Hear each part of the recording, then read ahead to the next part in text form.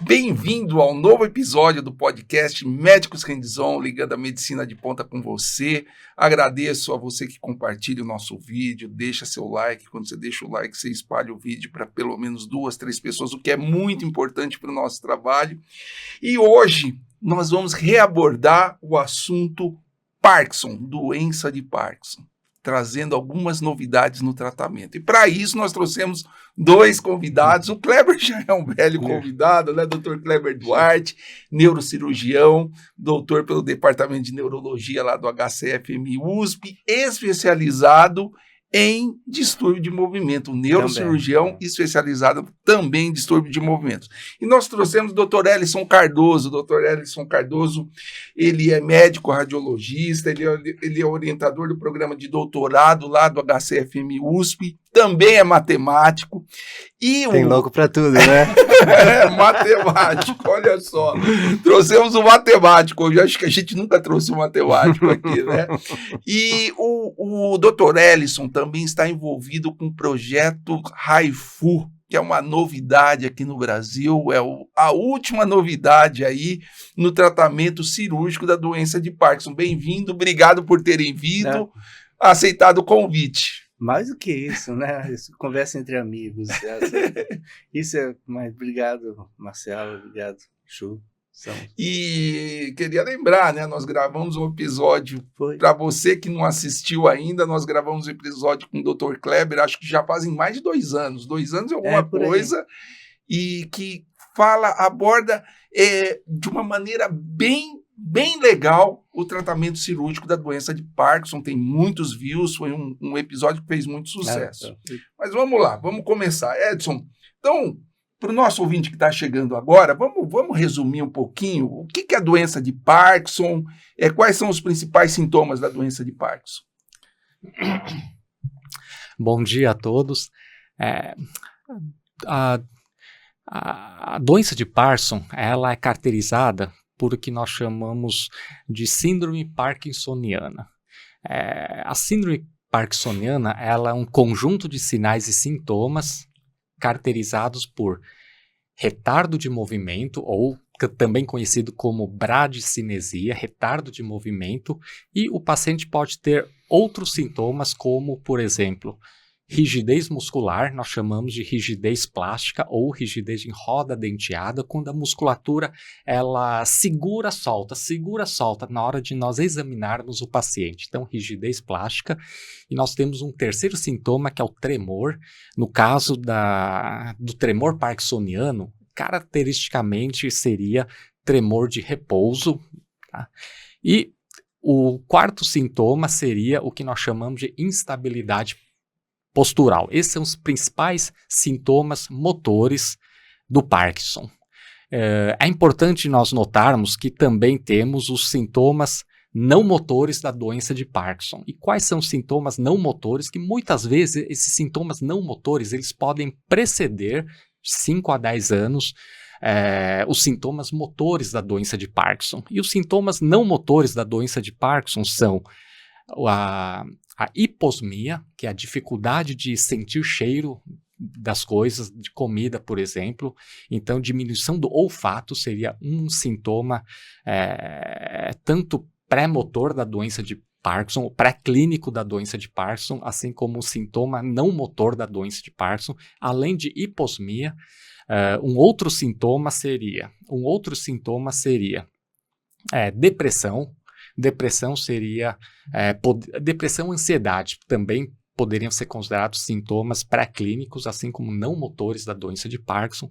Fora isso, alteração de sono, né, principalmente o que nós chamamos de distúrbio comportamental do sono, REM, que seria um sintoma em que a pessoa age durante o sono, durante os sonhos, ou seja, a pessoa está sonhando, por exemplo, que está brigando com alguém, e então acaba brigando com alguém, então acaba dando socos, pontapés durante o sono. A pessoa pode estar fugindo de um cachorro, por exemplo, pode até cair da cama, a pessoa pode inclusive machucar quem está do lado, a pessoa pode sair xingando, falando palavrão enquanto dorme, porque está brigando com alguém durante o sonho, né? Nós chamamos isso de distúrbio comportamental do sono REM.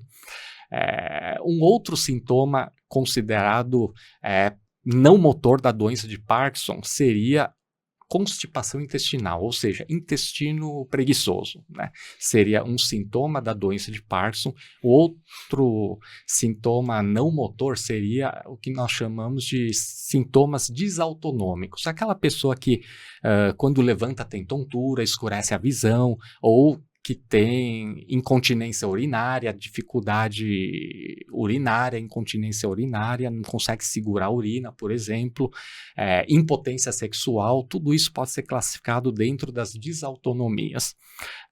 Esses são os principais sintomas motores do Parkinson, assim como sintomas não motores do Parkinson. Ô Kleber, vamos dar uma amarradinha em tratamento clínico? Tá. Marcelo, você reparou uma coisa? Que ele descreveu muito mais sintomas não relacionados ao movimento do que relacionados ao movimento. Sim, demorou mais. Não, e até tem uma coisa interessante, que tem uma paciente com perto de 50 anos, que ela tem doença de Parkinson há 11 anos. Os primeiros sintomas dela, quando ela tinha 16, 17 anos, foram essa alteração do intestino, de repente, sem motivo aparente, seguido de uma distúrbio do sono. Falei, olha, sempre dormi mal. Uma hora dormia muito e não descansava, outra hora não conseguia dormir. Repara que muito tempo antes, é porque tem uma coisa importante, interessante na doença de Parkinson, que ela tem que ser entendida como uma doença sistêmica.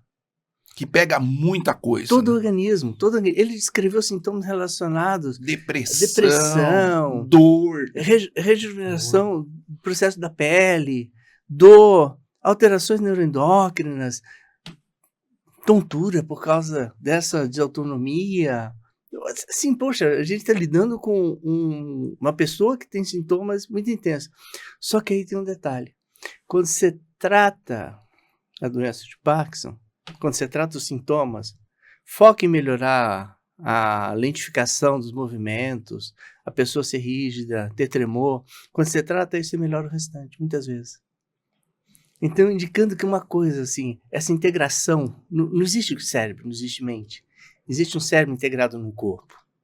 E essa integração do cérebro integrado no corpo faz com que a gente pense que o importante é tratar a pessoa como um inteiro. Como uma pessoa. E muitas vezes a pessoa vai, inclusive, fazer um procedimento para melhorar um determinado sintoma motor do Parkinson, mas ela melhora o restante. Então, quanto melhor a pessoa estiver tratada, melhor é. E assim, o tratamento da doença de Parkinson não é curativo. Não tem nenhum tratamento que cure a doença de Parkinson. É uma doença crônica, como diabetes, hipertensão, você vai ter que tratar o resto da vida. Costumo dizer o seguinte, se você tem uma pessoa com Parkinson que tem uma crise de vesícula, ela é uma pessoa com Parkinson que vai, trata a vesícula, opera, às vezes, tá? Mas ela continua com Parkinson. Entende? É o problema crônico da vida dela.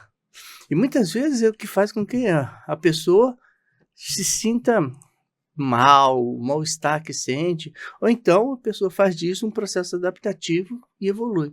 Mas tem uma coisa que daí é importante, quando você trata Parkinson, você precisa, em parte, repor o que está faltando. Repor o que está faltando. A dopamina. Exato, e aí tem um detalhe, que é uma coisa interessante. Ou fazer com que o efeito dela no organismo dure mais tempo, enfim, é esse o objetivo, né? Tem um filme bastante antigo, chama Tempo de Despertar, já ouviram falar desse filme? Não.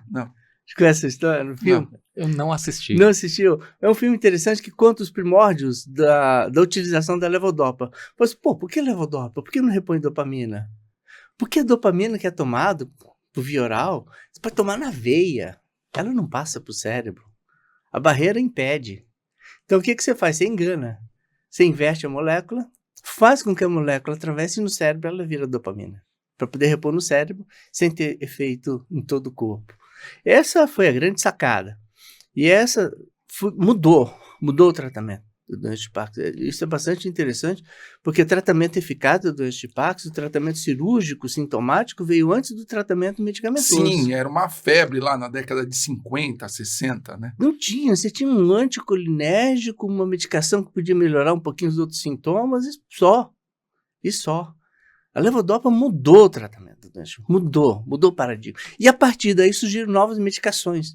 Medicações que têm efeito similar, medicações que estimulam o cérebro a produzir. Vamos lá, gente. As células que restaram lá, vamos trabalhar. Sabe aquela coisa do músculo que está parado, que de repente você põe para fazer atividade? É esse perfil. E assim, quando isso aconteceu, se achava que só a levodopa seria suficiente para poder tratar a doença de Parkinson, depois se descobriu que não. A doença de Parkinson não é uma deficiência da dopamina. A deficiência da dopamina no cérebro, porque a área do cérebro que produz a dopamina foi lesada, foi destruída por um processo inflamatório, que antes se achava que era um processo degenerativo, e hoje, por incrível que pareça, é uma doença priônica não contagiosa. Caramba! A proteína que intoxica essas células é carregada para o cérebro a partir de fontes do intestino, da boca, do salivar, do olfato, é levado para o cérebro e lá ela começa a impregnar essas células e vai destruindo essas células de maneira progressiva. Daí, quando as pessoas começam a apresentar os primeiros sintomas motores, né, os que descrevem aquilo que ele descreveu bem, os primeiros sintomas, o que acontece? A doença já está instalada há mais de 10 anos. E mais de 80% das células já foram destruídas. Então, a gente tem que preservar o que lá está, utilizando medicamentos e condutas para poder manter aquela parte do cérebro saudável, recuperar uma parte da função e repor o que está faltando. Mas principalmente dentro desse todo o contexto. Tudo isso para a pessoa viver bem.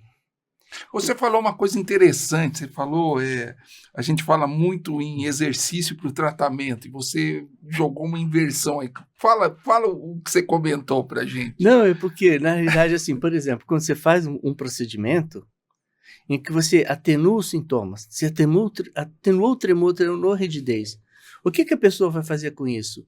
Ela vai viver melhor, ela vai entrar em atividade física melhor, ela vai se inserir melhor dentro do seu contexto social, vai tomar menos medicação. Ou seja, recuperar a pessoa, o conceito da reabilitação é o conceito final do tratamento do doença de Parkinson. É recuperar o máximo possível da capacidade que a pessoa tem. Não é só melhorar o sintoma. Só melhorar o sintoma faz parte do contexto, mas a pessoa fica parada aqui. Ô Lin, quando a gente vai entrar já em Raifu aí, mas quando você trata um paciente, como o Kleber falou, melhora. Eu vi alguns desenhos, a melhora é nítida. Depois do tratamento. Você acha que o paciente melhora como um todo? Você chegou a seguir, a observar alguns pacientes? Não tem dúvida. Isso daí acaba melhorando a qualidade de vida, ele passa como o Kleber falou, a fazer mais atividade física. Então, acaba que tem uma mudança da vida do paciente como um todo. Ele né? tem uma melhora global. Né? E franca na vida dele. Né? Inclusive, eu acho que para depressão. Né? Tem uma história, algumas muito interessantes. Assim, da experiência dos procedimentos antigos, de talamotomia, subtalamotomia, campotomia de Forel, lesão dos unissetos, nomes de estruturas do cérebro que fazem parte desse circuito. Porque essas doenças hoje não são mais doenças focais, são entendidas como doenças de várias estruturas, de circuito elétrico do cérebro. E o interessante é que doentes que fazem o procedimento, a gente teve experiência com 4 doentes que fizeram lesão por ultrassom. Quando o tremor melhora, depois de 6 meses, o tremor não volta mais. Olha só. Você gera um processo de mudança de todo o circuito que este sintoma se estabiliza. E aí é legal, porque você pode focar em tratar outras questões. Você não precisa subir a medicação para poder tornar o tremor minimamente tolerável. Entende? Você atenua, inclusive reduzindo a medicação. E reduz medicação, isso que é importante, né? Isso é importante. Edson, exercício físico. O Kleber falou que o objetivo é melhorar o paciente para ele poder fazer exercício. O exercício tem efeito ao contrário? Como é que é Então, isso? a visão moderna do tratamento do Parkinson, a visão moderna é o exercício físico. Né? Por quê? Porque o exercício físico, ele hoje em dia está comprovado no mundo científico que o exercício físico tem um papel também neuroprotetor. Né? Então isso, talvez todo o nosso tratamento, por exemplo, reposição de dopamina, que é o neurotransmissor que está deficiente no Parkinson, né? Então a reposição de dopamina tem o objetivo de melhorar a parte motora, de redução dos sintomas motores do Parkinson, né? Então redução do tremor, redução do retardo de movimento, né? Então a dopamina faz isso, e na verdade faz isso para que o paciente possa se tratar através de exercício físico. Então, hoje em dia, nós sabemos que o exercício físico talvez seja o ponto principal do tratamento, porque ele tem um efeito neuroprotetor. Ele diminui o agravamento da doença de Parkinson. Ele diminui a velocidade do agravamento. É como se parasse no tempo, porque existem estudos muito bem feitos, muito bem controlados, em que todos tomam medicamento, os dois grupos, só que um grupo submetido ao exercício físico e outro grupo sem exercício físico. E simplesmente depois de anos, quando nós retornamos, avaliamos novamente essas duas populações, nós conseguimos verificar que o grupo que fez exercício físico agravou muito menos, como se parasse no tempo. Né? A evolução da doença, houve redução da velocidade do agravamento, agravou menos, enquanto que o grupo que não fez exercício físico, somente tomou medicamento, agravou bastante. Acabou apresentando Parkinson mais grave. Em outras palavras, hoje em dia não existe tratamento de doença de Parkinson sem exercício físico. Isso significa que para a doença de Parkinson, os fisioterapeutas são extremamente importantes, os terapeutas ocupacionais, fisioterapeutas, os educadores físicos, ou seja,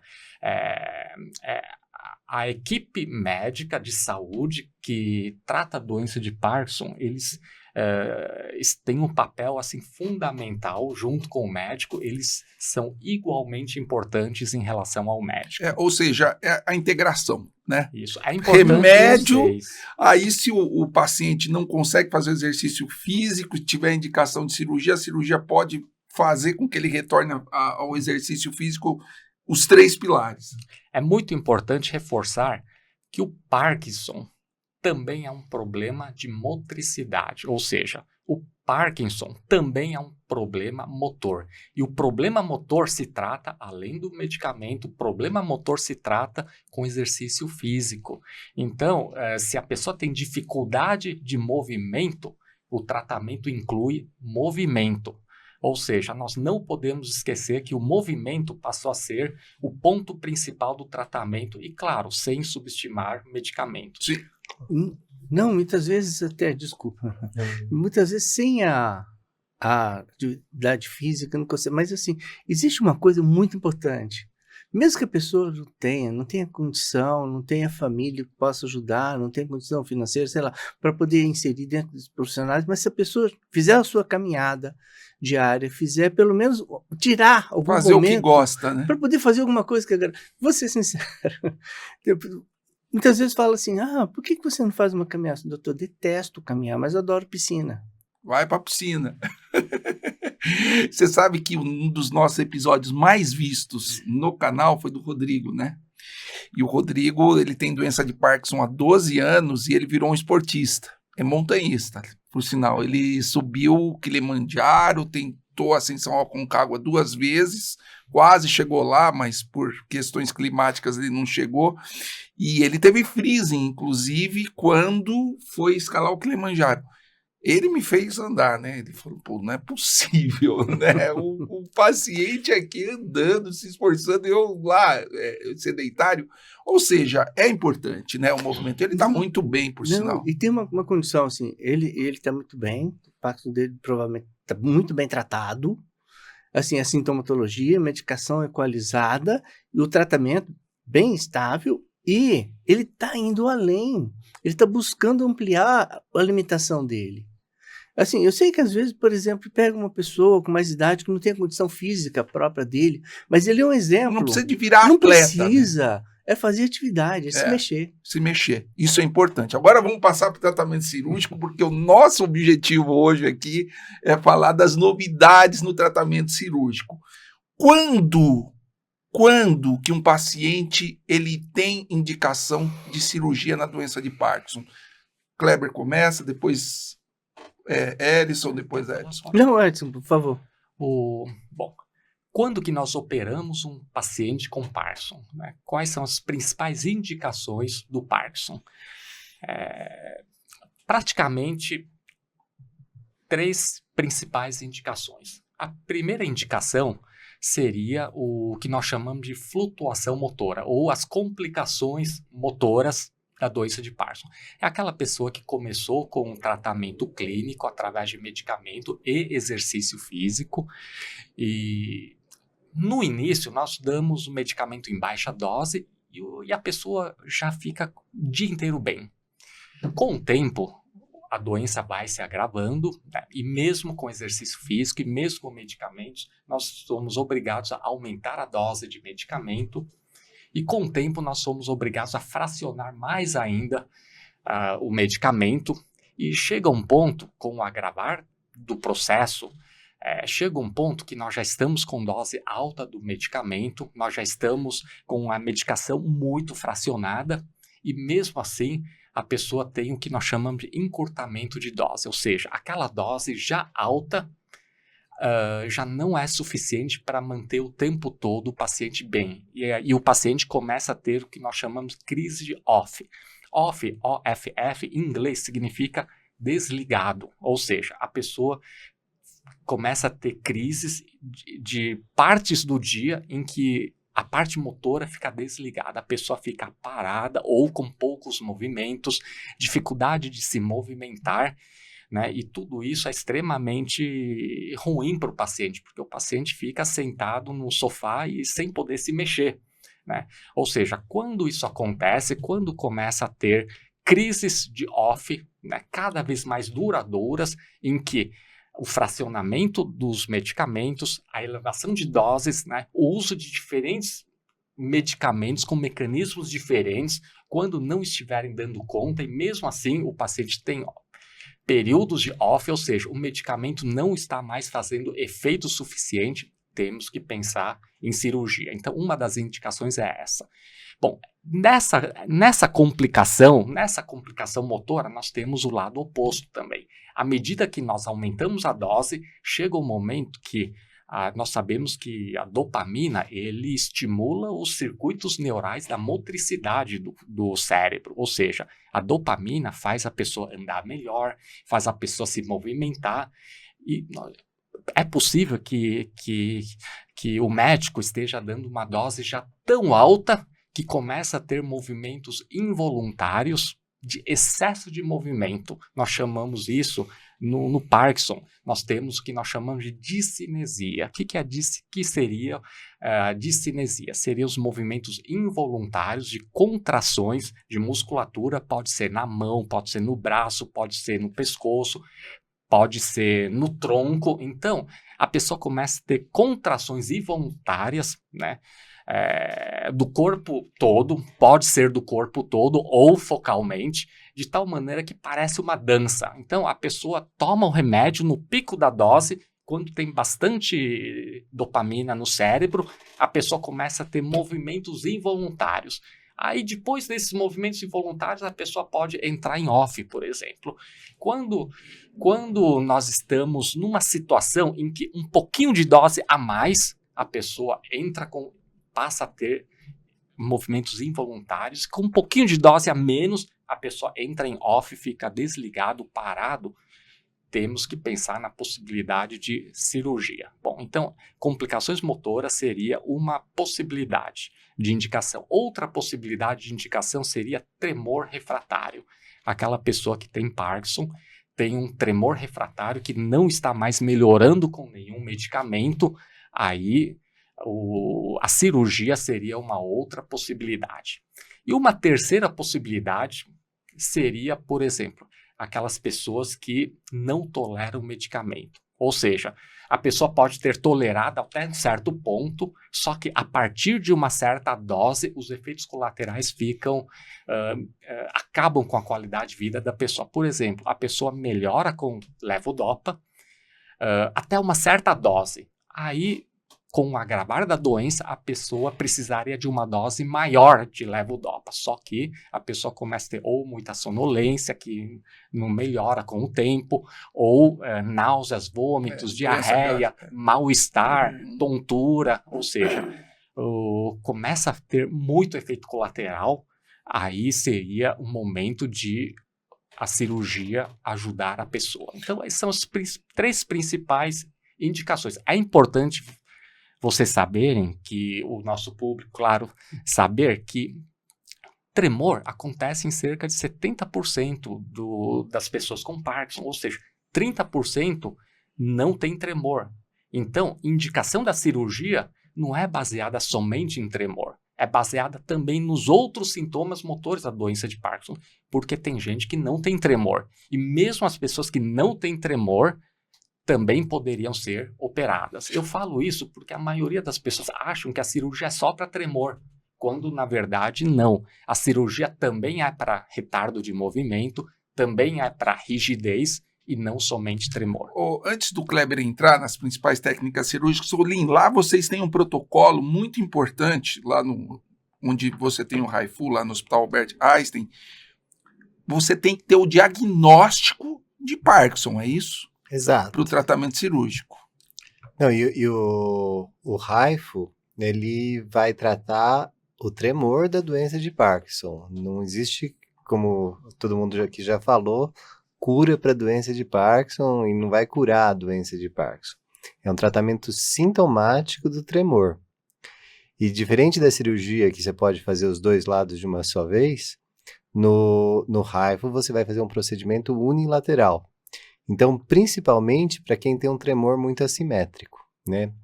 E então é um procedimento que é muito interessante, muita tecnologia envolvida e o paciente tem que ter o diagnóstico. Tem que ter o diagnóstico. Tem que ter o diagnóstico de doença de Parkinson. Isso é muito importante antes do tratamento, porque de repente não é e não dá muito certo, né? Exato. Tem que lembrar o seguinte, algumas coisas. Tem que lembrar que você tem uma outra doença, que aí já não é uma doença com esse aspecto tão progressivo, mas quando se torna muito intenso o sintoma, né? Que gera um circuito elétrico cheio de ruído, que é o tremor essencial. Sim. O tremor essencial porque o tremor essencial, o tremor é o principal sintoma e a desabilitação por causa do tremor é muito grande. Sim, constrangimento, desabilitação. A pessoa cara, tá aqui parado, vai pegar a caneta, não consegue. Não consegue tomar um cafezinho. É. Ele mostrou os desenhos antes e depois, é incrível, né? E não consegue fazer um desenho, não consegue escrever, não consegue assinar. Então, esse podcast tá mais focado no Parkinson, né? Mas assim, o grande carro-chefe do Raifu é o tremor essencial. É o tremor essencial, né? Que é uma doença ainda mais prevalente do que o Parkinson e que acaba levando a incapacidade muito grande nos casos que são graves, né? Então a pessoa não consegue pentear cabelo, ela não consegue escovar dente, ela não consegue comer, ela não consegue beber água, porque o tremor atrapalha tanto a vida dela que acaba acontecendo tudo isso. E assim, o tremor essencial, ele vai ser uma doença diferente, em que você tem um circuito que fica reentrante dentro do cérebro, e quando você faz ou o procedimento cirúrgico ou o Raifu, você acaba rompendo esse circuito. E dessa forma, você melhora o tremor. Então é uma coisa muito interessante, assim, e aí tem uma melhora muito grande da qualidade de vida como um todo. Sim. Há 2 anos atrás a gente teve a oportunidade de cuidar de uma senhora que fez um procedimento porque é o seguinte, Raifu é você fazer uma lesão no cérebro, numa estrutura do cérebro, sem incisar. É uma cirurgia sem incisão, porque é uma lesão. Mas uma coisa muito interessante dessa senhora, um tremor essencial assim, incapacitante.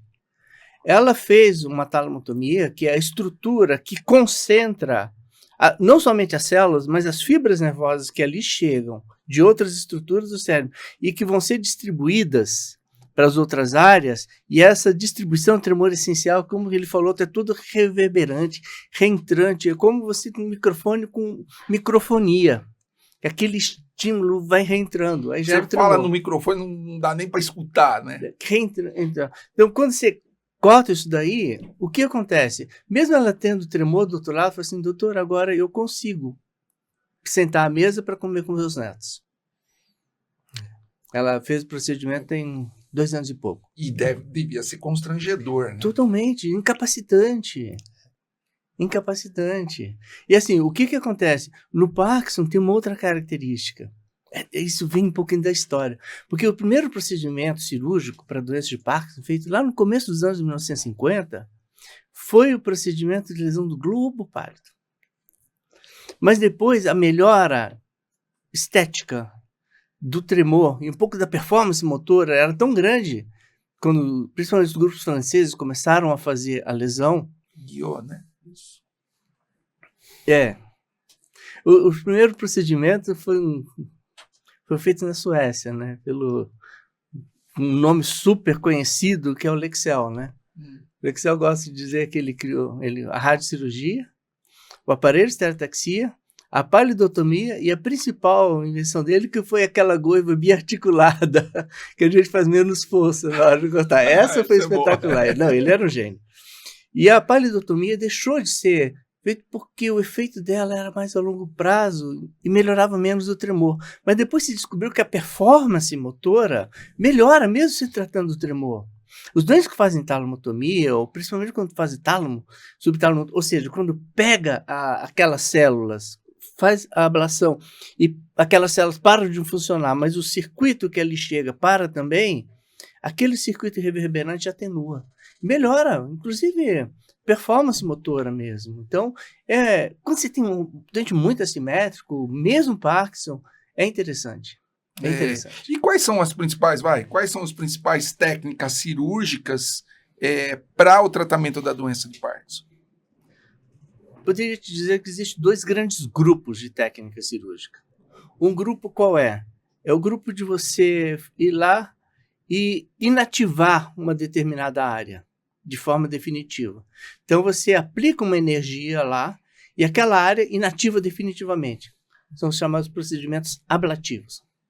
E o procedimento que surgiu a partir de 1969, estudos que foram avançados a partir dos anos 1980, é uma história super interessante, porque vem junto com a história da levodopa. Quando começaram a surgir as discinesias, né, em torno de 7 ou 8 anos depois do início da terapia com levodopa, que os doentes acabam tendo mais. Mas uma coisa interessante foi a estimulação. Porque a estimulação é uma forma de você fazer com que aquela área modifique a sua função, ou então mesmo aquelas células que estão ali reverberantes, elas sejam atenuadas ou paralisadas, através da interposição de um sistema que gera uma corrente elétrica pulsada, que impede que aquele excesso, que aquele sintoma exagerado possa fazer. É interessante. Que aquele excesso de estímulo. Que vai distribuir as funções e tudo mais, reduza. E com isso a pessoa consiga atenuar os sintomas de forma global, e a vantagem disso é que pode ser feito dos 2 lados ao mesmo tempo. É aquilo que ele mesmo falou. Uma coisa muito importante, procedimentos ablativos e o sistema de ultrassom de alta intensidade, né, que é a sigla HIFU, veio para poder recuperar essas pessoas que tinham uma sintomatologia predominante de um lado e que muitas vezes melhoram muito todos os outros sintomas, porque reduz a medicação, entende? Melhora a qualidade de vida, o cara consegue fazer mais movimento, enfim.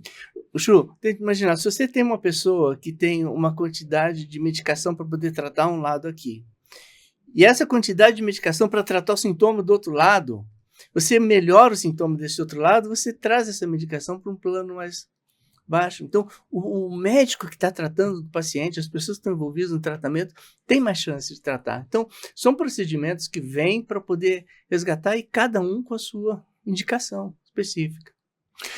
Tem uma coisa interessante, porque assim, a estimulação, a publicação que saiu, em 1995, foi a primeira publicação, o FDA autorizando a fazer, foi Globo Pálido, em 96, depois estudos de 2002, 2004, o DBS, na principal estrutura hoje, é feito em um núcleozinho que se chama núcleo subtalâmico, porque ele concentra mais informações que estão anormais nos sintomas do Parkinson. E a partir daí, então vieram os procedimentos, e agora o procedimento ablativo volta à cena com o HIFU. Ou seja, você falou em estimulação e lesão. É isso. São os dois grandes grupos. Tem alguma coisa para falar, Ali? Fala aí. Então, o HIFU, né, o ultrassom focado de alta intensidade, ele é um procedimento ablativo. Então, você faz uma lesão que é definitiva no cérebro. E isso daí é feito através da ressonância magnética e feixes de ultrassom, que são 1024 feixes que são colocados numa hemisfera, e aí o paciente é colocado como se fosse um capacete, e a ideia é como todo mundo aqui brincava com lupa, né? Coloca a formiguinha, né? Exato. E aí coloca a lupa, todos os feixes de luz, eles convergem para um ponto focal, e esse ponto focal, o que acontece? Aumenta a temperatura. Então, a ideia de fazer isso é a mesma ideia, só que com feixes de ultrassom. Sem precisar de abrir a cabeça. Sem precisar de cirurgia, exatamente. Então, o que acontece? Você é muito... Só que para acontecer isso, precisou de muita tecnologia. Então, assim, a ideia de fazer esse ultrassom focado já vem da década de 50. Então, na década de 70, o que aconteceu? Tentou-se aplicar isso daí para fazer lesão de tumor. Então, você aplicava ultrassom focado, só que o que acontecia? Você tinha que fazer uma craniotomia para aplicar o ultrassom. E aí, era tanto trabalho, e o efeito não era tão satisfatório para tratamento desse tipo de condição, que essa técnica acabou sendo deixada de lado, né?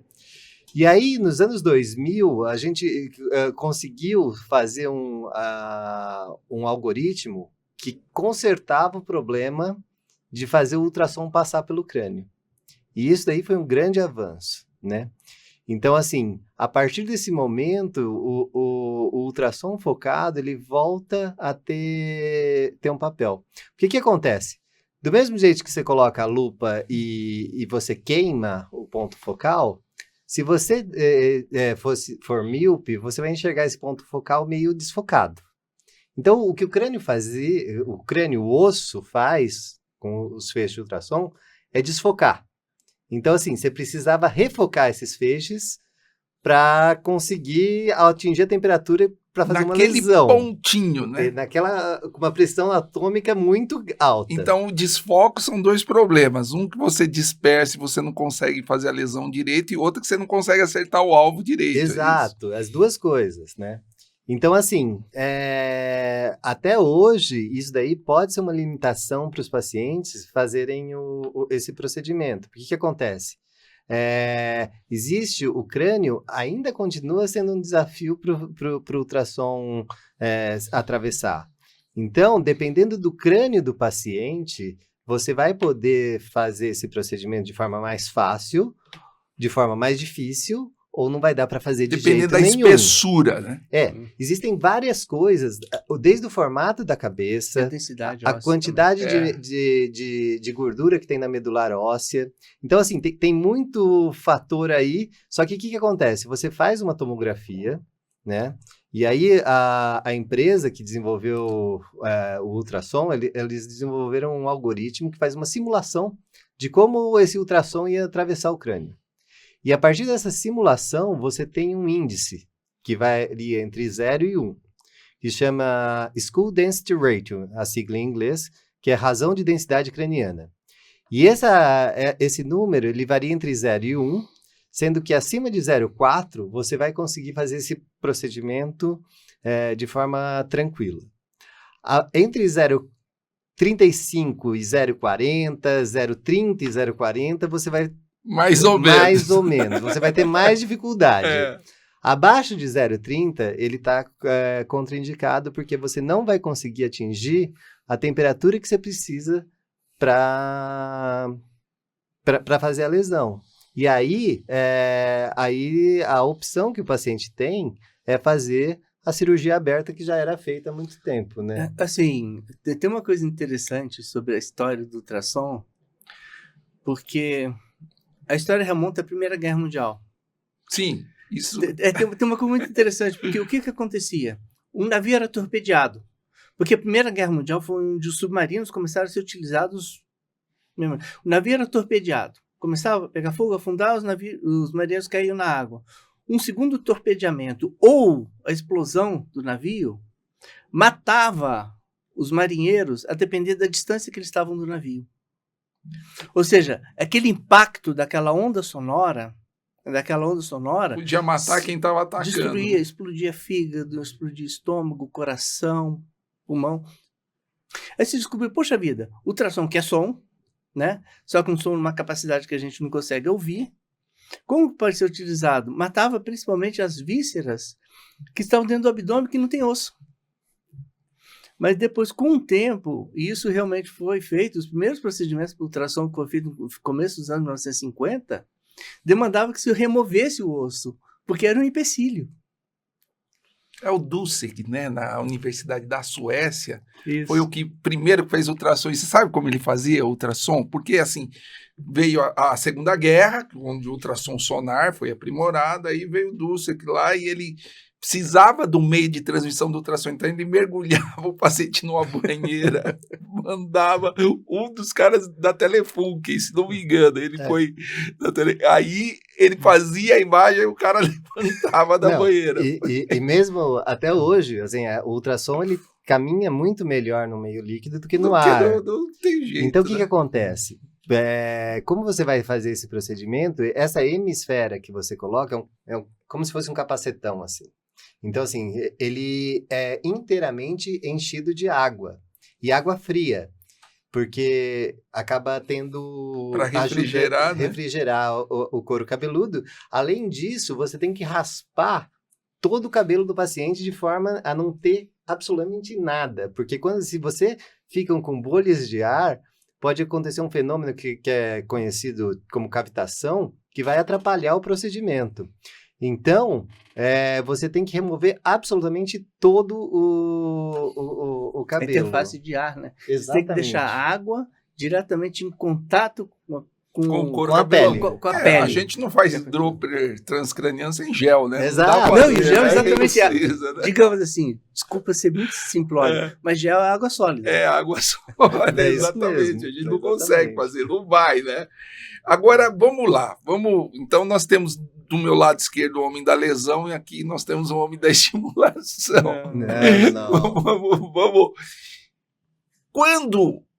O que é o DBS? Explica pra gente melhor o que é o DBS e aí você vai, o Edson... Primeiro, Edson, quando que um paciente tem indicação de DBS? Então, são aquelas indicações que eu já falei, que são as complicações motoras do Parkinson, aqueles pacientes que já estão com discinesia, ou seja, no pico de dose do medicamento, no pico de dose, a pessoa começa a ter movimentos involuntários, né? E quando a dose abaixa, a pessoa já pode entrar no período off, ou seja, a pessoa já tem a bradicinesia ou retardo de movimento importante, tremor. Fora isso, uma outra indicação é o tremor refratário, e uma outra indicação é muito efeito colateral dos medicamentos. Agora, o fato de ter indicação cirúrgica não significa que nós devemos operar o paciente. Por quê? Porque há necessidade de preencher os critérios, pré-requisitos básicos para poder ir para uma cirurgia. Então, quais são os pré-requisitos para uma pessoa que teoricamente tem indicação e que nós devemos preencher os pré-requisitos para poder implantar um DBS? Os principais pré-requisitos são, primeiro, ser doença de Parkinson. Isso Por quê? Importantíssimo. Porque se for uma outra síndrome parkinsoniana, uma outra doença dando parkinsonismo, que não seja a doença de Parkinson, o DBS não vai resolver. Pode até resolver no período inicial, mas depois para de resolver rapidamente.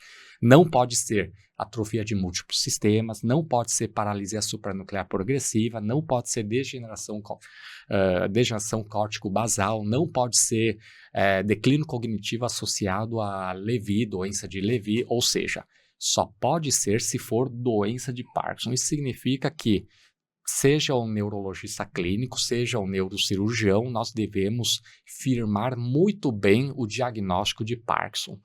Esse é o primeiro pré-requisito. O segundo pré-requisito é ter história, tempo de história de pelo menos 4 anos. E por que 4 anos? Porque nesse período, se for uma outra doença que não seja a doença de Parkinson, em geral, 4 anos é um tempo suficiente para aparecimento de novos sintomas além do parkinsonismo.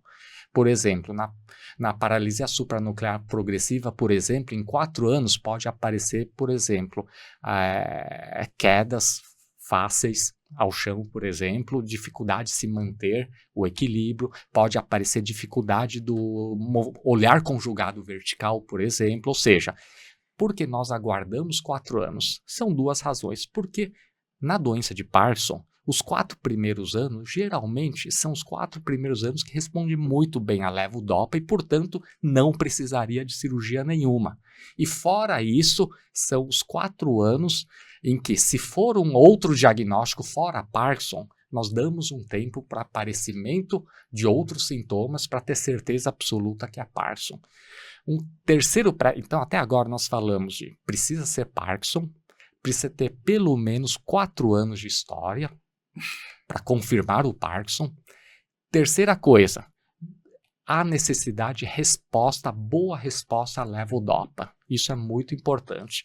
Se não tiver boa resposta à levodopa, qual que é o problema? Pode não ser Parkinson, né? Porque os outros tipos de parkinsonismo, por exemplo, atrofia de múltiplos sistemas, paralisia supranuclear progressiva, eles podem responder à levodopa no início e depois para de responder rapidamente. Então, é importante que depois dos 4 anos continue respondendo à levodopa, né? Então, a boa resposta à levodopa, primeiro, garante que é Parkinson e segundo, garante uma boa resposta ao tratamento. E as pessoas vão perguntar, nossa, mas está respondendo bem à levodopa, então por que vai operar? A resposta seria, sim, está respondendo bem a levodopa e a cirurgia vai depender se, dando levodopa, se tem aquelas complicações motoras que nós falamos, que é de efeito curto da levodopa e discinesia no pico de dose, né? Essa indicação, ou tremor refratário à levodopa. Bom, ou seja, se responde bem a levodopa, há necessidade de responder bem a levodopa para operar. Se não responder bem a levodopa, provavelmente a cirurgia não vai ter efeitos muito significativos. Então, se não tiver resposta à levodopa, não é para nós operarmos, né? Uma outra explicação disso se não está respondendo à levodopa, pode ser que havia indicação e não tem mais indicação porque já degenerou tudo. Porque aquelas vias que nós estimulamos para poder liberar mais levodopa, eles podem já ter sido degenerados já, ou seja, pode ser que a indicação já esteja tarde demais, né? Bom, então, até agora falamos. Tem que ser doença de Parkinson, ser doença de Parkinson. Segundo, pelo menos 4 anos de história. Terceiro, tem que responder bem ao medicamento. Quarta coisa, não pode ter demência importante, né? E por que nós não operamos se tiver demência importante? Porque significa que nós já estamos na fase super tardia do Parkinson. A pessoa pode ter Parkinson, mas nós sabemos que a demência mais importante acontece lá na frente, ou seja, em teoria já perdemos o tempo de operar, né? Ou seja, indicamos tardiamente. Ou seja, nós temos que indicar num período em que não haja demência. Se for um pouquinho de declínio cognitivo, tudo bem. Declínio cognitivo não é contraindicação de cirurgia. Inclusive tem uma questão interessante. tem que lembrar também que às vezes as pessoas tomam medicamentos que afetam a cognição. Perfeito. Então, Perfeito. por isso que tem uma coisa importante nesse doente, desculpe só salientar, porque, assim, como médicos, por incrível que pareça, neurocirurgião é médico também, tá, Marcelo? Ortopedista tava... É que é o seguinte, já contraindicamos várias vezes quando a gente faz aquele teste, chama teste da levodopa. Uhum. A pessoa fica sem a medicação durante um dia, vai de manhã no consultório, toma uma dose proporcional, alta, de uma vez só, e você examina e observa. Se a pessoa não tiver uma melhora expressiva com isso, ela não teria indicação de cirurgia. Já contraindicamos várias vezes. Uhum. Mas, por outro lado, com essa resposta, você prediz a possibilidade da intervenção. Uhum. E um outro pré-requisito é ter condição social para manter o tratamento. E por que isso? Porque, na verdade, a cirurgia em si é somente o implante de equipamento para o tratamento. Depois, o neurocirurgião que fez o implante, assim como o neuroclínico especializado em Parkinson, eles vão continuar o tratamento regulando o equipamento, mais corrente elétrica de tais características. Então, nós vamos ajustando a corrente elétrica que vai estimular lá o núcleo subtalâmico, ou seja, com o tempo nós regulamos, ajustamos a corrente elétrica dependendo da intensidade dos sintomas.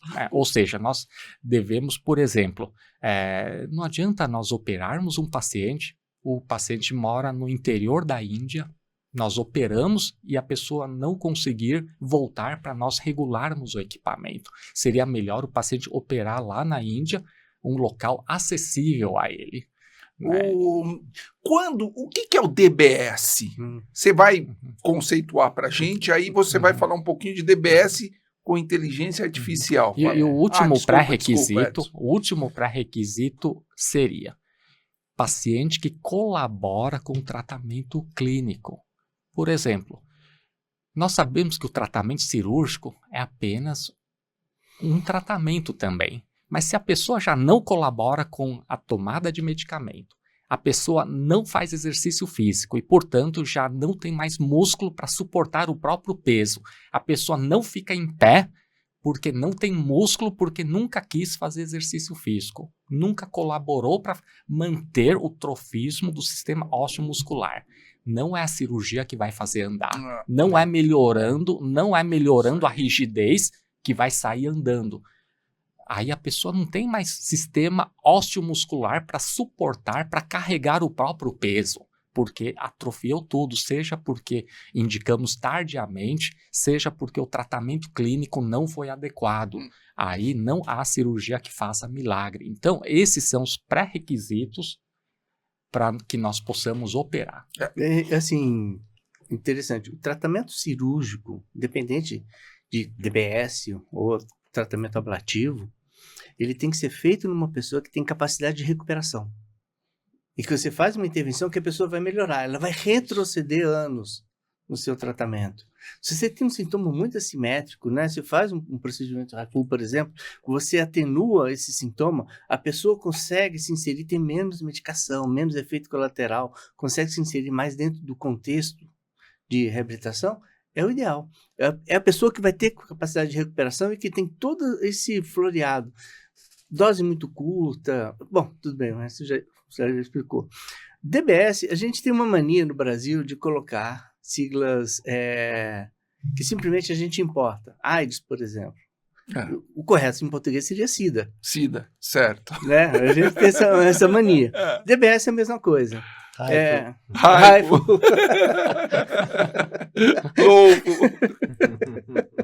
Tão americano. É uma mania do brasileiro, mas tudo bem.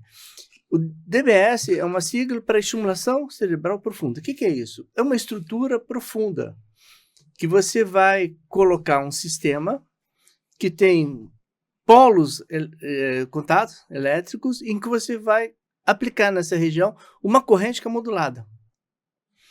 Você vai fazer, e aí falando uma coisa de inteligência artificial, né? Os sistemas atuais, que tem fabricantes que já têm, que vão fazer a leitura de quais são aquelas correntes anormais que a pessoa tem e vai acumulando essas informações. Que é uma coisa interessante Olha sobre só, inteligência. Isso aqui é interessante. Porque a inteligência, ela não aprende somente com o que tem aqui. Só, vou pegar essa informação. Não. A inteligência, ela perde com banco de dados, com o que está acontecendo com aquele paciente e modula essas informações dentro da necessidade que a pessoa tem. E, por incrível que pareça, essa tecnologia já chegou no DBS, os geradores. E É um avanço.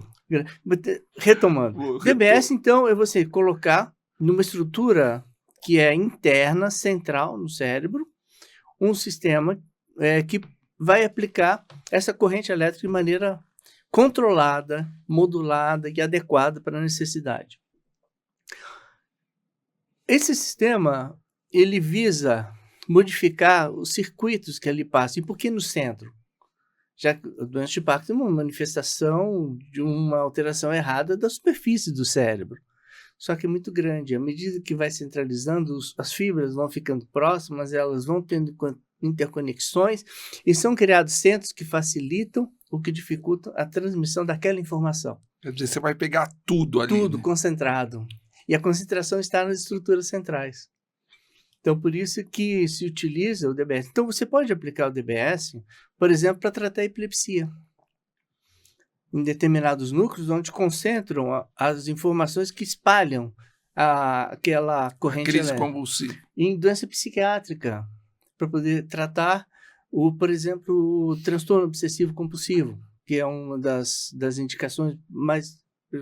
Dor crônica, que é um defeito de sistema.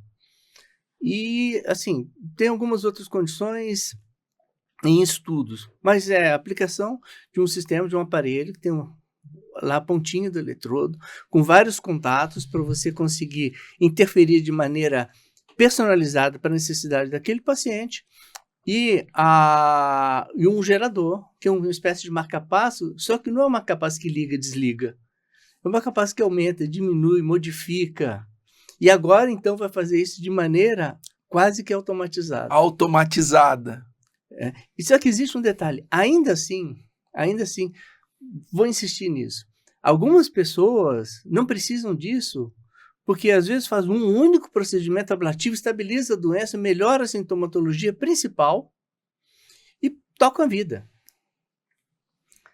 Então, assim, o DBS, ele é um procedimento para as pessoas que entram dentro desses conceitos que o Chu colocou, mas que tem capacidade de recuperação, que tem doença sistêmica. Parkinson, por essência, é uma doença sistêmica, mas os sintomas podem ser muito assimétricos. Então, você também pode remodelar isso daí. E é muito interessante quando você programa esses pacientes. A estimulação de um lado não é igual do outro lado. Às vezes você tem 1, 2, 3 polos ligados de um lado, às vezes do outro lado está com 2 polos negativos e 2 positivos. Às vezes você tem uma corrente numa frequência de um lado, outra frequência do outro, porque os cérebros, eles atuam de maneira meio que... Eles são afetados de formas assimétricas. Quando você fala dos dois lados, você está com 2 geradores ou um gerador único que você consegue controlar os lados separados? Isso. Essa foi a primeira grande evolução, foi um gerador que possa controlar os 2 lados. A segunda evolução, esses geradores em que a bateria recarrega. Olha só. Então, tem geradores hoje com 25 anos de garantia. Podendo recarregar a bateria simplesmente encostando um recarregador em cima da pele onde está o implante, o gerador. E agora, os sistemas com mais parâmetros, foi a evolução, em que você pode, em vez de ter simplesmente um circuitozinho ao redor de um anel, você tem esse anel segmentado, então você aumenta a corrente de um lado e do outro para poder atenuar os efeitos colaterais e melhorar o tratamento, que são chamados sistemas direcionais, né? Os eletrodos segmentados. E agora, a inteligência artificial. Deixa eu só te perguntar, o Edson falou aqui, quem faz o DBS não é uma cirurgia e acabou. Você vai ter que ter segmento para o resto da sua vida ali, para regular o aparelho. Com inteligência artificial, esse segmento ele fica mais espaçado ou não precisa de segmento? Como é que é? Como é que funciona isso aí? Deixa eu pegar um exemplo da sociedade comum. Eu assisti uma vez uma entrevista com um desenvolvedor de tecnologia para automóveis e ele estava comentando o seguinte: a inteligência artificial, ela me economiza dinheiro, bastante dinheiro, porque os processos se tornam mais rápidos e mais precisos e eu corrijo a rota de uma maneira mais precoce. Então, a inteligência não é simplesmente pegar as informações. Não, isso aqui tem, vamos encaixar o doente nessas informações que tem, não. Você pega as informações e você aprende dali para frente. É mais dinâmico, Mas, né? não, a partir das informações que você tem, você muda a conduta. Então, essa que é a grande vantagem desses sistemas que fazem a leitura dos circuitos elétricos, de quais são as frequências elétricas anormais que estão na região, e depois te ajuda a fazer o processo de adequação da estimulação para você inibir esses circuitos elétricos aberrantes. Isso que vem... E assim, as informações não são exclusivamente do paciente, as informações são de um banco de dados também. Elas são atualizáveis. Nossa. A inteligência ela é atualizável. Entende? A gente, por exemplo, eu lembro que eu tinha um professor que sempre falava o seguinte: você precisa ter um conceito de que a medicina é ciência das verdades transitórias. O que é verdade agora, daqui a 10 anos, fala, nossa, como que a gente fazia aquele absurdo? Mas era o que tinha de melhor na época. Então a inteligência aproxima o passado do futuro, melhorando e trazendo mais e mais informações. Aí ele perguntou, inteligência vai tirar emprego? Eu falei assim, não, vai mudar o emprego. Vai mudar. Isso que eu achei interessante. Não é que a inteligência artificial vai retirar o neurologista, não, vai dar mais ferramentas para o neurologista para poder tratar melhor a pessoa. Isso é que é interessante nesses procedimentos todos. E você reparou alguma diferença entre os dois equipamentos? Assim, isso é muito recente. Tá. Vai ter tempo para cá? Quanto tempo para cá? Na realidade, é o seguinte, isso vem... quando as coisas acontecem, chegam no mercado, elas já são defasadas, tá? Isso já vem sendo desenvolvido desde 2006. Nossa, faz tempo. Mas agora que se tornou viável, porque agora você tem os algoritmos, né, de inteligência artificial que consomem de maneira racional a energia e tem geradores com bateria mais aprimoradas. Melhor. Então, agora você começa a ter essas outras informações. Até agora, o que está liberado é fazer a leitura disso daí e, a partir daí, o médico poder reequacionar o tratamento. O que vai acontecer é que isso vai ser aprimorado, que o próprio sistema vai reequacionando dependendo da leitura que ele faz do cérebro do doente. Se antigamente os geradores só aplicavam corrente elétrica, hoje eles captam informações, processam essas informações, aprimoram quando você faz o aprimoramento, as duas vias, vai e volta. Esse aqui é bacana, e acho que vai ser um futuro bem interessante. Legal. Vamos para a lesão, então? Não, pode. Desculpa, assim, é que tem que lembrar o seguinte, por exemplo, muitas vezes você evita, ou então pode fazer com que o paciente faça um procedimento mais tarde, por exemplo, um DBS, para poder melhorar os outros sintomas, mas o paciente ganhou 2, 3, 4, 5 anos de terapia mais adequado. Então, assim, os métodos, as vias são complementares. Não tem uma condição de um exclusivo de um lado, outro do outro. Né? Nós vamos falar, nós vamos aqui para a lesão, depois vocês dois vão comentar quem é melhor DBS, quem é melhor HIFU. A gente faz um storm aqui. Fala aí da lesão um pouquinho. Bom, eu queria que você falasse um pouquinho do HIFU. E uma coisa interessante que você me comentou é por que a onda... Você tem laser, você tem ondas magnéticas. E por que se escolheu o ultrassom?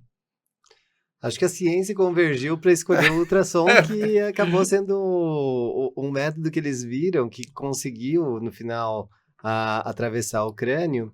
E tem uma coisa que o ultrassom permite, que é muito interessante, é que quando você vai fazer um procedimento ablativo, você tem que ter certeza que você está no lugar certo.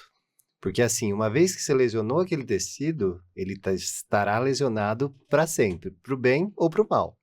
Então, se você pegou um lugar que não era para pegar, aquele efeito colateral vai persistir. Isso é diferente do DBS, que é uma coisa que você pode... que é Reposicionar, você reversível. pode... Exato. Então, assim... mas reversível exatamente não é, depois eu comento. Porque, tá bom. porque uma vez implantado, eu gosto muito de comparar isso daí com ciência quântica, em que o observador modifica o objeto observado. Uma vez você colocado onde trouxe, transtornou aquela região para sempre. Então, por isso que tem que ser muito bem selecionado também os doentes. Sem dúvida. E tem uma outra história, assim, esse procedimento ablativo não incisional já existe há bastante tempo, desde 1959, que se chama radiocirurgia. Ah, Que também, e só essa é a que grande tem vantagem do HIFU em relação à radiocirurgia. Tem um detalhe. Porque o que acontece no HIFU? Você consegue elevar a temperatura de forma a produzir uma lesão reversível. E isso você não consegue fazer com a radiocirurgia. Não. Porque o que acontece é que na radiocirurgia você tem ondas gama que vão lá e acabam lesionando o tecido de forma definitiva. Então, assim, se você lesionou o lugar errado, você está com um efeito colateral para sempre. A grande vantagem do HIFU é que você consegue elevar essa temperatura de forma controlada. E como você monitora a temperatura? Antigamente, você colocava um termômetro mesmo, um feixe, uma sonda que ia captar a temperatura do tecido, de forma que você elevasse a temperatura, porque você não pode levar indefinidamente a temperatura. Você não pode chegar a 100 graus do tecido, que você vai queimar uma área muito maior do que você estava querendo.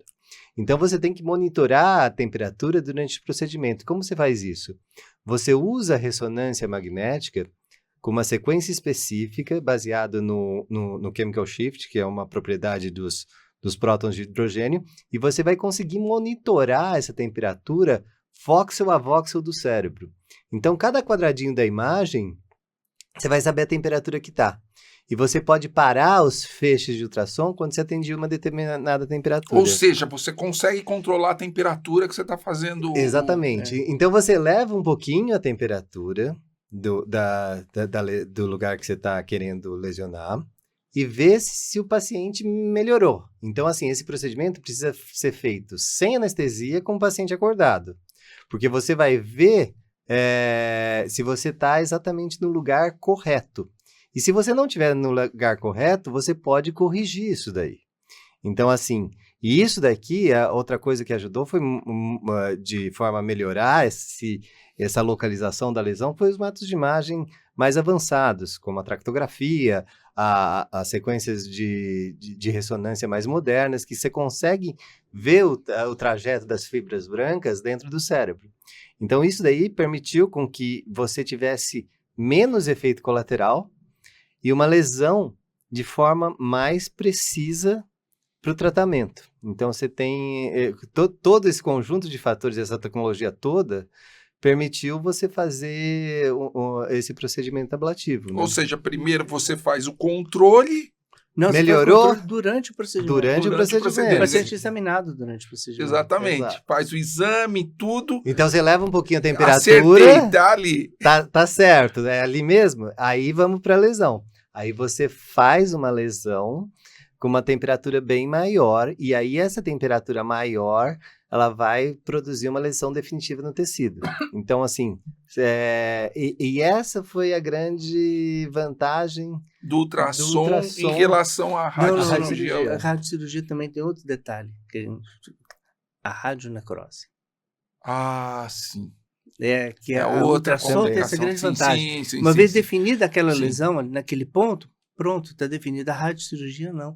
Como é uma irradiação e tem aquele segundo fator modulatório da irradiação, da onda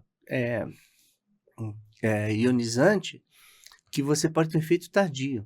Já vi pacientes que fizeram radionecrose 2 anos, 3 anos. Principalmente tratamento também para metástase cerebral da radionecrose, né?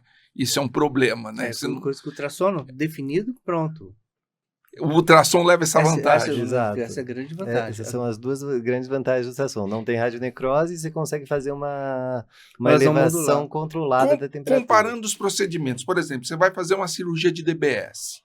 Quanto tempo você leva para fazer essa cirurgia e quanto tempo o paciente fica no hospital? E depois você fala ultrassom focal. É que Assim, o DBS e o Raiva têm papéis muito diferentes. E assim, seriam indicações Não, nós vamos fazer um diferentes story. de um e Nós de vamos outro. fazer um brainstorm aqui, só Então, pro ouvinte ter uma ideia, um DBS, como é que ter uma ideia de como acontecem esses procedimentos. Tanto o Raifa quanto o DBS, você não chega na cirurgia assim, abriu a porta, colocou o doente lá, vai fazer o procedimento. Você faz um preparativo. Como dizia um professor, é missa de bispo e não de padre de paróquia. O que acontece? Você tem um preparativo, você vai escolher aquela pessoa, você vai ver por aquelas imagens dos feixes de nervos, que é a tratografia que ele viu, onde está passando para aquela pessoa, você faz todo o processo de simulação.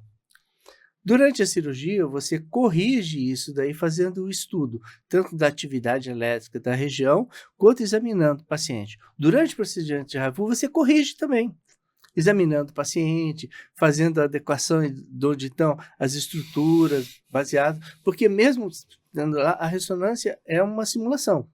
O que está acontecendo no cérebro do paciente, você vê isso daí com a imagem em tempo real, coisa que tem no Raifu, e além disso, tem a questão de que você está monitorando a temperatura e o exame físico do paciente. O DBS é a mesma coisa, o paciente precisa colaborar, salvo em situações muito especiais. Precisa colaborar na primeira fase, que é a colocação do eletrodo, porque, sabe, 32% dos grandes serviços, tá? Os grandes serviços, 32% o eletrodo é colocado numa posição diferente da que foi planejada inicial, porque baseia na resposta que a pessoa tem. A resposta que a pessoa tem, que é feita durante o procedimento cirúrgico. Então, mas qual o grande risco? Sangramento, óbvio. Um caso, a gente tem um sangramento em cada 400 cirurgias. Infecção, porque é um sistema que está implantado. E, então, por causa disso, a pessoa, depois do procedimento, precisa ficar 2 dias no hospital para poder tomar antibiótico na veia, enquanto a pele está se tornando impermeável às bactérias que estão na pele, para não contaminar o sistema. E o paciente fica acordado também. Na primeira fase, sim. Na primeira fase, sim. Na primeira fase, sim. Precisa dessa colaboração uma parte dos casos. Tem casos excepcionais em criança, em outra condição como distonia, que às vezes é incapacitante, que aí você anestesia. Mas, assim, de modo geral, assim, o método mais utilizado é com o paciente acordado ainda. Na primeira fase, nós interagimos com o paciente. O cirurgião interage com o paciente, que a primeira fase é a fase inicial, abertura, colocação do arco estereotáxico, abertura da pele, a realização de um pequeno orifício no crânio, né? A introdução do eletrodo de estimulação até chegar no núcleo onde nós queremos estar, fazemos estímulos e interagimos com o doente, fazemos exame neurológico durante o procedimento. Então, tem toda essa parte, nós precisamos da colaboração do paciente. Aí, depois de bem localizado o eletrodo, né, o restante do implante, que é o implante do gerador embaixo da pele, etc., aí nós podemos dar conforto ao paciente. Né? E para dar conforto ao paciente, claro, o paciente podemos fazer uma anestesia já um pouquinho mais profunda para o paciente poder dormir. Em média, ele fica acordado durante a quanto cirurgia. tempo, mais ou menos, colaborando? Entre 1h40 e 2h30, Tá. depende um pouquinho. Uhum. Tá. E o Raifu? O Raifu é um procedimento ambulatorial, né? Então, assim, o paciente não fica internado. Ele faz a colocação do arco, que vai fixar a cabeça na ressonância, porque ele não, a precisão, você precisa de uma precisão milimétrica para... Submilimétrica até. Exatamente, assim. Submilimétrica. Não pode errar, né? Existia um caso que a gente fez o Raifu e a gente fez a primeira fase, que é de verificação, que é essa fase que você aumenta um pouquinho a temperatura e você vê se o paciente melhorou ou não. E aí o neurologista voltou, não melhorou muito, vamos mudar. A gente mudou 2 milímetros o alvo. Nossa. E assim, foi muito grande a diferença de melhora que a paciente teve. É impressionante a necessidade de precisão milimétrica desses procedimentos. Então, assim, é muito importante Tem isso. uma coisa importante, essa não é uma cirurgia que a gente está acostumado a pensar uma cirurgia de anatomia. Essa é uma cirurgia de função. Você vai mudar a função da pessoa, a função do cérebro. Então, esses procedimentos precisam fazer aquilo que está dizendo. O neurologista mudou. Falou assim, não está legal, você muda a programação, se atinge onde parecia a outra anatomicamente ser melhor, mas aquela em termos de função é melhor. Exato. Uma vez que os núcleos cerebrais são milimétricos, a nossa precisão precisa ser milimétrica ou submilimétrica, tanto no DBS, né, na estimulação cerebral profunda, como no HIFU, que é o ultrassom focado.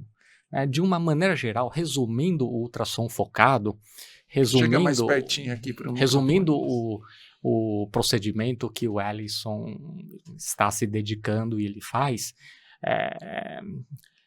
assim, é uma técnica de ultrassom em que nós focamos a energia de ultrassom. O local do foco é onde se concentra a maior quantidade de energia capaz de esquentar o tecido cerebral naquele foco e provocar desnaturação das proteínas e, portanto, isso que lesão. É HIFU, né? Isso. High Intensity. Isso, que é ultrassom focado de alta intensidade, é a tradução do HIFU. Ultrassom focado de alta intensidade, é um procedimento cirúrgico sem incisão cirúrgica. Incisão, sem anestesia, sem Isso. internação, sem chance de complicação infecciosa. Agora, é É importante todos saberem que o Lin foi residente da neurocirurgia no Hospital das Clínicas, num passado não muito remoto. Né? Mais ou Eu acho menos. que mais ou menos remoto. É verdade. No século passado, né? Eu lembro que eu já era assistente e o Lin era residente da neurocirurgia, né? E o Kleber andava por lá, né? E nós entrávamos em cirurgia juntos. Né? Aí depois o Lin foi fazer radiologia, depois neuroradiologia. Né? Bom, mas resumindo, quando nós focamos essa energia do ultrassom, do local do foco, é de alta intensidade, podendo provocar lesão.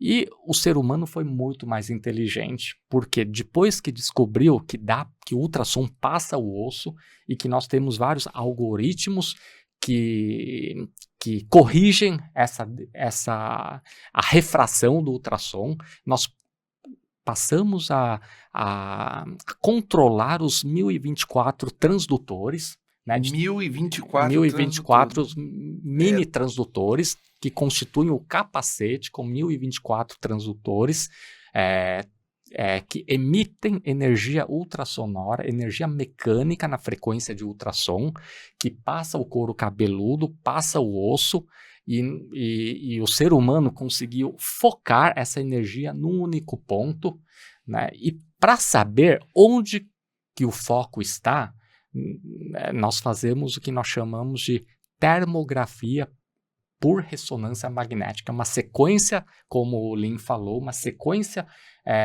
dentro da ressonância em que medimos a temperatura. Então, nós sabemos ponto a ponto do cérebro qual que é a temperatura, ou seja, isso é importante para nós sabermos onde que o foco está. Se o foco está mais para a direita, mais para a esquerda, se realmente está no núcleo onde nós queremos promover a lesão, se ele está muito fora do núcleo.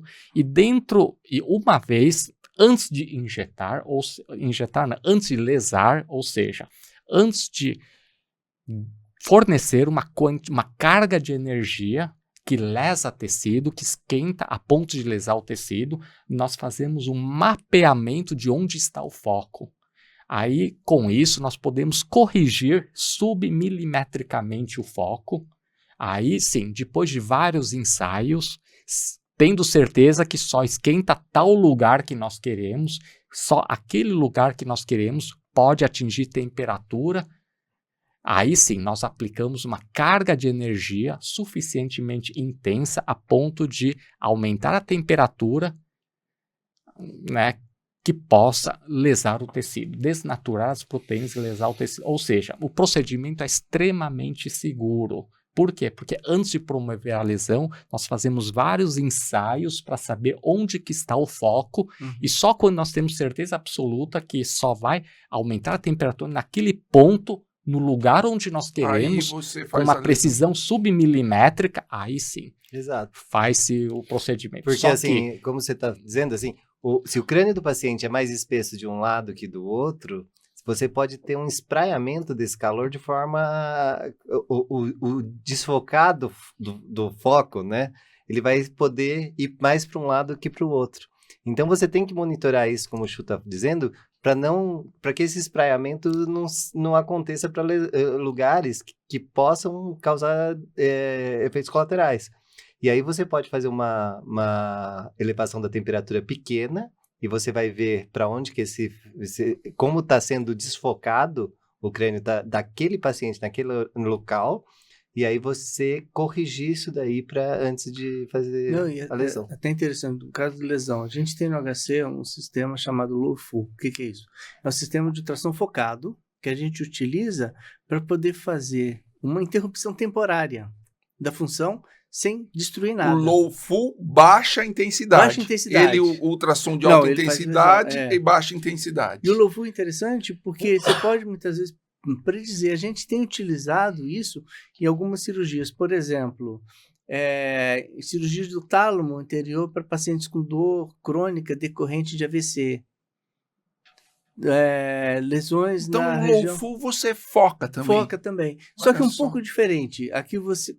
Dos 1032, assim, você tem um número mínimo de fontes de ultrassom que tem que ser utilizadas. E esse 1032 é para poder abarcar todo o capacete. Dependendo, né, da espessura do osso, às vezes você não pode utilizar um transdutor, você tira aquele transdutor, desliga aquele transdutor e utiliza os outros. O importante isso é você tudo feito pelo contornar algoritmo. Não. Olha só. Isso aqui é interessante. Já utilizando recursos bem avançados. Então, o low-full você pode predizer onde é que você pode lesar. É mais ou menos isso que você está falando. A gente tem usado em estudos. Né? Então, agora ainda não está homologado, né? Mas a gente, por exemplo, agora fizemos um estudo grande de pessoas que têm dor decorrente da lesão dos nervos que vão para o braço, né? Como um motociclista, por exemplo, que sofre acidente e avulsão, De plexo braquial, né? Arrancamento do plexo braquial, uma dor difícil de tratamento.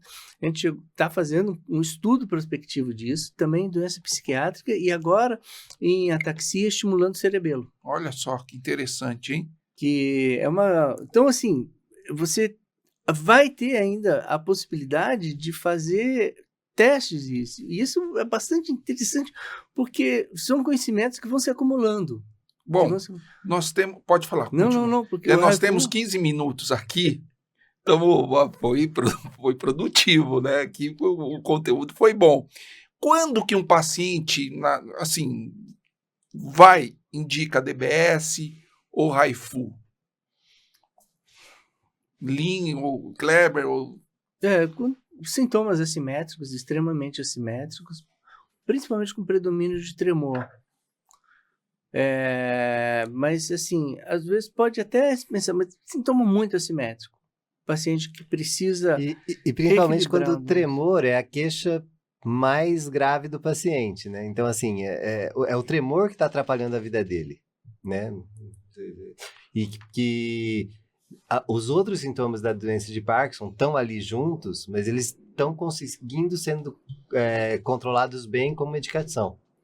E aí, quando você tem o tremor de forma mais importante, isso daí estaria indicado que, assim, seria uma possibilidade você fazer o HIFU. Mas você pode também utilizar o DBS e tratar o paciente como um todo, não só o tremor, mas tratar os outros sintomas da doença de Parkinson como um todo, né? Então, é um paciente que vai chegar de manhã, o paciente que estiver bem indicado, certo? Tem indicação de HIFU. Chega de manhã com sintoma, faz o procedimento, à tarde ele vai embora sem sintoma para casa. O efeito é imediato. Efeito imediato. Efeito imediato sobre a lesão. Então, você testa isso, inclusive, durante a ressonância, durante o procedimento, né? Então, você pede para fazer a espiral dentro da ressonância, então O desenho lá, né? desenho, e aí ele, ao longo, e aí você faz 2 lesões, né? Então, uma um pouco mais inferior e o outro um pouco mais superior.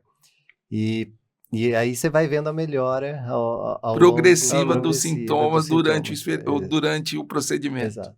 Você vai... Não, mas o mais importante é você conseguir resgatar a possibilidade de um tratamento expondo o doente a risco muito menor, e até mesmo, talvez no futuro, um pouco mais custo-efetivo, mas vai melhorar. E, assim, sem internação, o incômodo é somente o arco de estereotaxia que precisa ser colocado e fazer o procedimento na ressonância, mas vai para casa depois.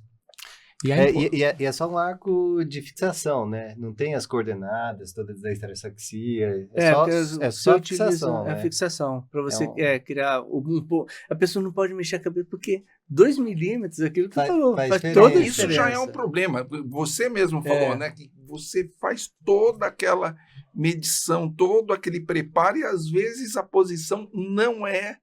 Você muda exatamente um cá, aquela. Daí a importância do paciente estar acordado e você examinar o paciente durante o procedimento. E a equipe, né, que faz o Exatamente. Mas assim, o resto do tratamento da doença de Parkinson, os sintomas de bradicinesia e de rigidez, tem estudos que estão sendo feitos para lesões em outras áreas. Então, no núcleo subtalâmico, no globo pálido, isso daí está se desenvolvendo ainda. Então, mas... Hoje, assim, como o Raifu, ele trata o tremor da doença de Parkinson. Então, assim, como o Kleber falou, o DBS tem um papel importantíssimo dentro do tratamento da doença. Então, assim, mas no tremor essencial, ele tem sido cada vez mais utilizado por causa de todas essas vantagens de ser uma doença, entre aspas, mais benigna. Então, assim, a velocidade de progressão dos sintomas é menor, e o tremor realmente é o que causa mais impacto na vida do doente. Sim. Então, assim, no tremor essencial, o Raifu tem ganhado um papel muito maior. Do que na doença de Parkinson, que tem uma indicação mais estreita. E quando você tem uma alternativa, que o DBS pode ajudar muito. Aí não precisa de fazer o Raifu. Mas, por exemplo, mas assim, existem pacientes que não podem receber o DBS. Então, assim, eles têm comorbidades, são pacientes mais idosos, então você pode optar pelo procedimento mais rápido e menos invasivo, né? Então, seriam alternativas. Então, assim, você ganhou uma gama maior, uma arma nova para o tratamento da doença. É uma nova ferramenta. Ele veio agregando, não veio substituindo. Exato. Existe um detalhe, uma nova ferramenta, uma nova tecnologia que resgatou aqueles primeiros procedimentos. E é por isso que, assim, como é uma tecnologia que está ganhando capilaridade no mundo de forma muito recente, porque, vamos dizer, 10 anos é pouco tempo. Muito. Ele foi aprovado pelo FDA para tratamento do tremor essencial, o estudo pivotal, né, no New England, do Elias, que levou à aprovação, foi em 2016. Então é muito recente. 10 anos. Assim, 9 anos. Agora que está começando a escalonar. Eu lembro que você foi para o congresso até, né? Essa época, não foi? Verdade. É importante reforçar que o ultrassom focado, o Raifu, ele não veio para competir. É importante os pacientes, a população que está nos ouvindo, saber que o Raifu não veio para competir com o DBS. E quem escolhe, se o paciente não vai escolher, eu quero que seja feito Raifu em mim. Não, quem escolhe não é o paciente nesse sentido. Por quê? Porque a escolha de um procedimento é uma escolha médica conforme indicação. Sempre o médico vai pesar os riscos e benefícios do procedimento, seja o Raifu, que é o ultrassom focado, seja o DBS, que é o implante de um eletrodo para estimulação cerebral profunda, né? Ambos os procedimentos têm indicações bem feitas, bem definidas, assim como contraindicações bem definidas, com riscos e benefícios. O Raifu também tem indicações bem definidas, contraindicações, o que pode melhorar, o que não vai melhorar. Então, nós médicos fazemos todo essa avaliação, né? Se aquele paciente é melhor ultrassom focado ou se aquele paciente é melhor implante de eletrodo para estimulação cerebral profunda, que é o DBS, e cada caso é um caso e deve ser analisado separadamente. Então, em teoria, não é o paciente que decide, é o médico, levando em consideração todos esses fatores e, claro, junto com o paciente, aí ambos vão fazer uma decisão. Ou seja, aí o paciente... Com participação do paciente. Isso, com a participação do paciente. Ou seja, nós devemos explicar para o paciente que, por enquanto, os núcleos em que nós abordamos no ultrassom focado melhora principalmente o tremor, até que ele é muito utilizado. A principal indicação é tremor essencial. E a segunda melhor indicação, no momento, é o tremor parkinsoniano. Por enquanto, não é para melhorar a rigidez. Por exemplo, se o paciente tem muita rigidez e sonha em melhorar da rigidez, não vai ser o HIFU por enquanto, a não ser que haja novos núcleos para serem abordados. Se o paciente tem muita instabilidade postural, não é o ultrassom focado que vai melhorar. Se o paciente tem muita dificuldade da fala, não é o ultrassom focado que vai melhorar. Ou seja, nós devemos... a indicação de cirurgia depende também da expectativa do paciente. Por exemplo, eu já atendi um paciente que falou para mim assim, parkinsoniano, falou para mim assim, doutor, eu gostaria tanto que o senhor me operasse para melhorar minha memória. Então, nem HIFU vai ajudar e nem DBS vai ajudar. Né? Então, cada caso é um caso. Então, se nós vamos indicar cirurgia ou não, vai depender, inclusive, da expectativa do paciente, né? Então, expectativa do paciente faz parte daqueles pré-requisitos que eu falei. Ô Kleber, antes de a gente acabar aqui, ele falou tremor, DBS de uma maneira mais abrangente. E a instabilidade postural? Ainda é um problema para o tratamento cirúrgico? Pois é, quando você tem essa instabilidade decorrente de uma rigidez provocada como consequência do Parkinson, vai melhorar. Agora, se for uma instabilidade, porque aquela área do cérebro ou da medula espinal, cerebelo, ela está acometida, aí talvez até seja, como ele falou, uma contraindicação para qualquer procedimento cirúrgico que não vai melhorar. Às vezes até piora. Verdade, tem muitas causas para instabilidade postural. De repente, se a propriocepção do paciente, ou seja, se aquela consciência do movimento, consciência da posição dos pés, braço, perna, tronco, estiver muito afetada, por exemplo, não é o DBS que vai melhorar. Por exemplo, na hora da fala, por exemplo, se a pessoa não consegue falar por causa da rigidez, o DBS pode melhorar. Mas como nós sabemos se vai melhorar ou não? Teste da levodopa. Se a pessoa passa a falar melhor após